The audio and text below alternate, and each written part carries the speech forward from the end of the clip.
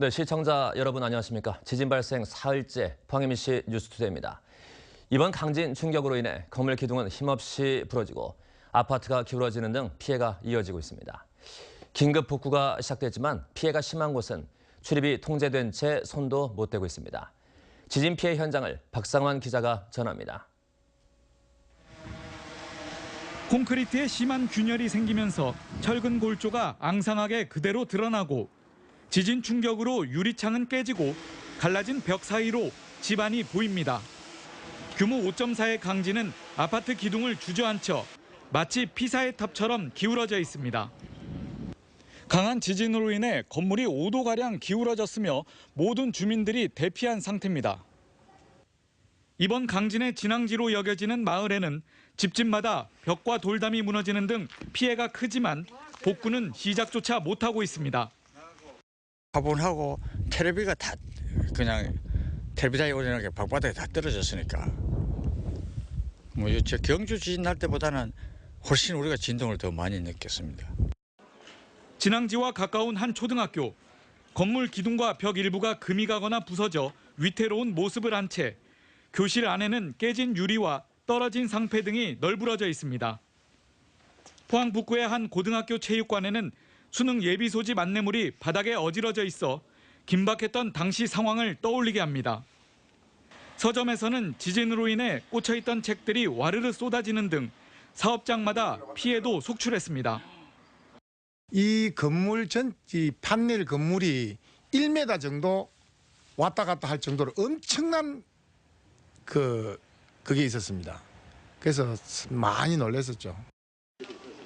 특히 포항 지역에서는 주차장 확보를 위해 1층을 벽 없이 기둥으로만 만든 필로티 구조의 원룸 건물의 피해가 잇따랐습니다. MBC 뉴스 박상환입니다. 규모 5.4의 강진이 발생한 포항에서 여진이 40여 차례나 이어지면서 밤새 시민들은 불안에 떨어야 했습니다. 이재민 1,500여 명이 임시 숙소에서 밤을 지샜는데 언제쯤 집으로 돌아가야 할지 막막하기만 합니다. 김영일 기자가 보도합니다. 와!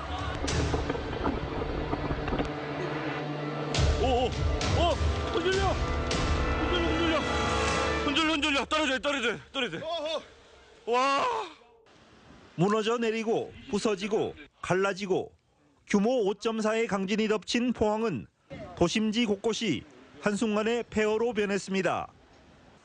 겁에 질린 시민들은 일제히 건물 밖으로 뛰쳐나왔고 학교 운동장은 불안감에 집으로 돌아가지 못한 주민들로 넘쳐났습니다. 체육관은 임시 대피소로 변했고 주민들은 구호 매트 위에서 꼬박 밤을 지새며 추위를 견뎌야 했습니다.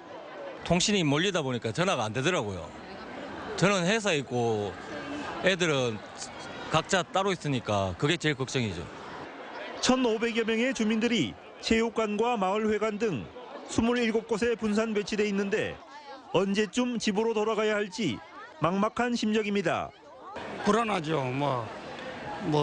잠잘라 하니까 굉장히 불안하죠. 불안한 상태니까.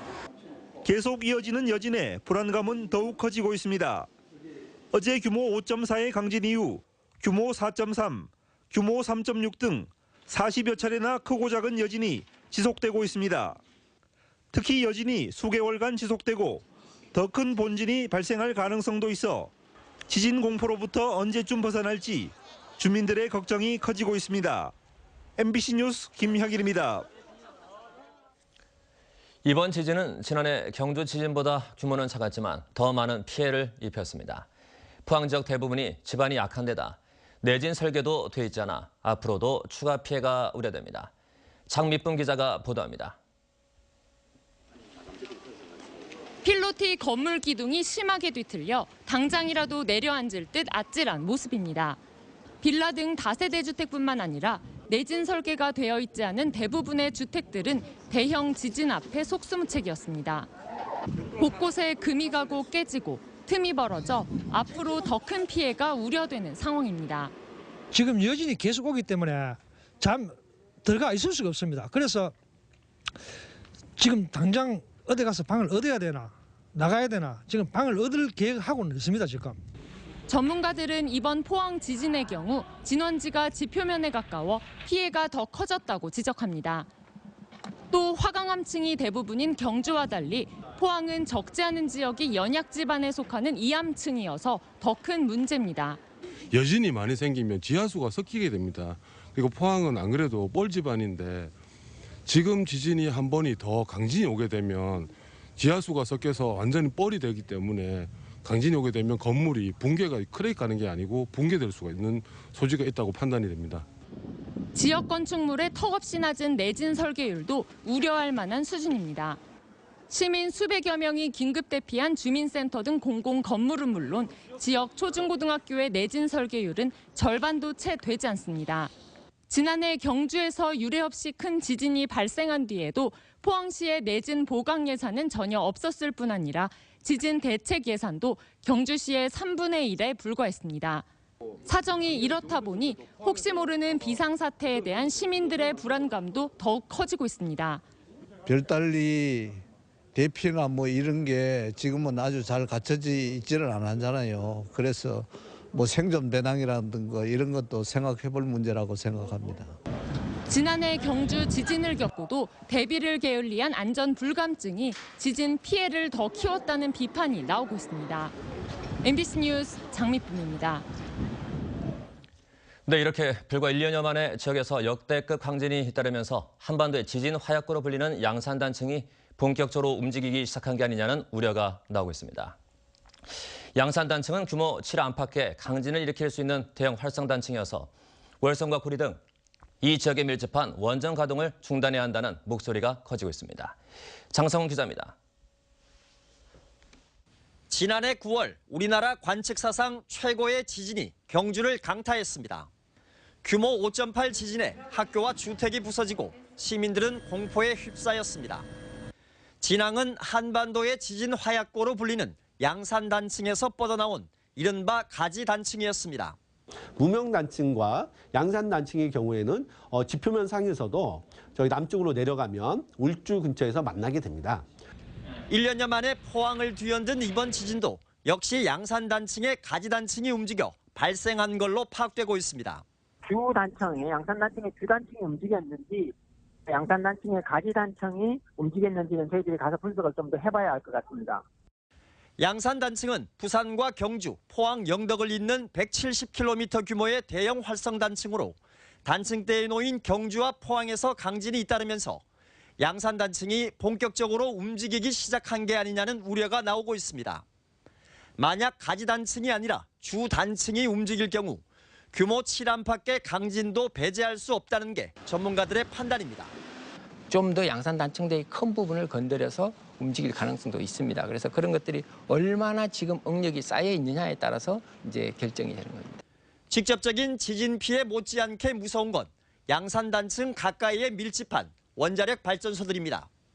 현재 부산 고리와 경주 월성, 울진 한울 등 국내 원전 대부분이 밀집해 있거나 건설 중입니다. 지역 시민사회단체들은 노후 원전은 물론이고 가동 중인 원전도 중단하라고 요구하고 있습니다. 이런 상황에서 만약에 더 큰 지진이 온다 그러면 누가 책임지겠어요? 아무도 책임지지 못하거든요. 일단 대안은 월성 1, 2, 3석이 멈춰놓고 그다음에 안전점검하고 집안조사하고 한 1, 2년 걸리더라도 그게 국민의 신뢰를 받는 기본이 아닐까 그렇게 생각을 합니다. 또 신고리 오륙호기 공사 재개로 주춤해진 문재인 정부의 탈원전 정책도 이번 포항 지진을 계기로 탄력을 받게 될 전망입니다. 한편 양산단층대에 위치한 포항과 울산에는 포스코를 비롯해 석유화학단지 등 국가기관 산업시설이 밀집해 있어 정부 차원의 지진 대비책을 서둘러 마련해야 한다는 지적이 쏟아져 나오고 있습니다. MBC 뉴스 장성훈입니다. 포항 지진 피해 극복을 위해 정부는 우선 어제 재난안전특별교부서에 40억 원을 집행키로 했습니다. 이재민에 대한 임시주택 마련 등 대책도 최대한 서두르기로 했습니다. 김기영 기자가 보도합니다. 이낙연 국무총리는 피해 규모 면에서 첫 번째로 기록된 이번 지진으로 피해를 입은 포항 시민을 외롭게 두지 않겠다며 재난안전특별교부서에 40억 원을 우선 집행하겠다고 밝혔습니다. 또 포항시의 의견을 존중하는 쪽으로 대책을 세우고 특별재난지역 선포도 긍정적으로 검토하겠다고 밝혔습니다. 특별재난지역 선포가 되도록 일정한 절차는 필요합니다만 그런 방향으로 중앙정부도 준비하겠다는 말씀을 드립니다. 진앙지와 인접한 포항시 흥해읍 대성아파트 등 안전이 염려되는 주택은 입주가 어려운 만큼 LH가 보유한 빈집 400여 가구를 활용하는 방안을 마련하기로 했습니다. 국토부와 LH공사가 긴급한 상황에 놓이신 이재민들을 위한 임시 거주시설 건설 문제는 검토를 하게 될 것입니다.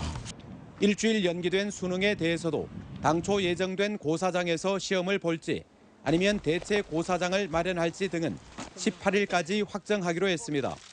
포항 시내에서 치룰 것인가 아니면은 정 안 되겠으면은 이제 포항 이외의 지역에서 시험을 치룰 것인가 하는 것을 판단해 나갈 것입니다. 이강덕 포항시장은 4층 이상 건축물 안전진단 및 내진 보강 공사비 지원과 포항 경주 상습 지진 지역에 대응기관 설치를 거듭 요청했습니다.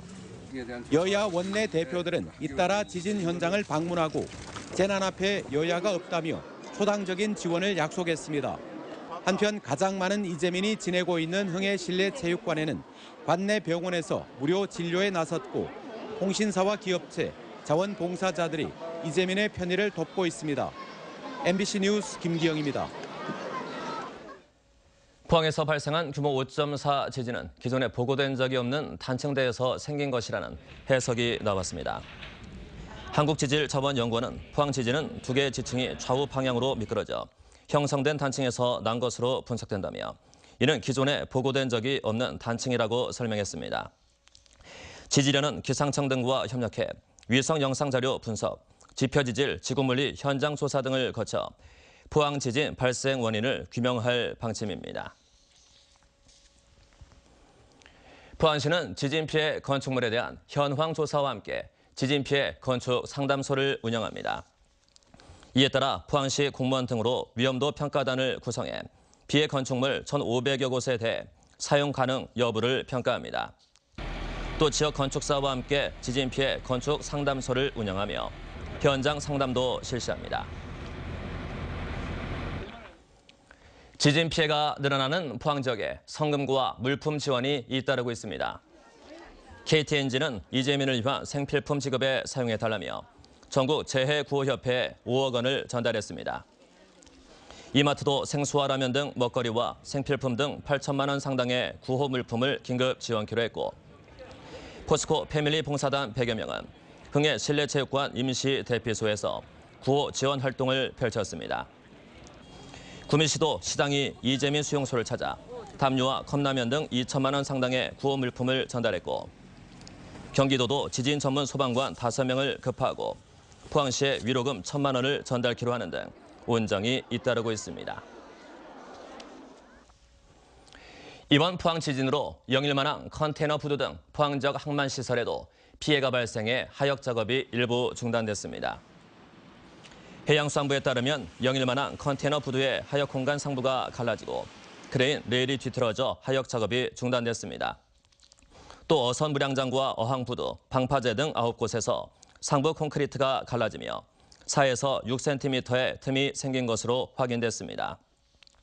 포항신항에서도 제1부두 상부 콘크리트 2곳에서 15cm 규모의 벌어짐 현상이 나타났고 포항구항에서는 화물부두 상부 콘크리트와 해경 전용 부두에서 균열이 확인됐습니다. 해양수산부는 비상대책반을 구성해 피해 상황을 점검하고 추가 여진에 대비해 비상대응 태세를 강화했습니다. 경상북도는 포항 지진 이재민들을 구하기 위해 재해구호성금 모금을 시작한다고 밝혔습니다. 구호성금은 전국재해구호협회가 마련한 모금 계좌를 통해 접수하고 ARS나 문자를 통해서도 참여가 가능하며 입금 후 재해구호협회를 통해 영수증 발행도 가능합니다. 네, 이상으로 지진 관련 MBC 뉴스투데이를 마칩니다. 감사합니다.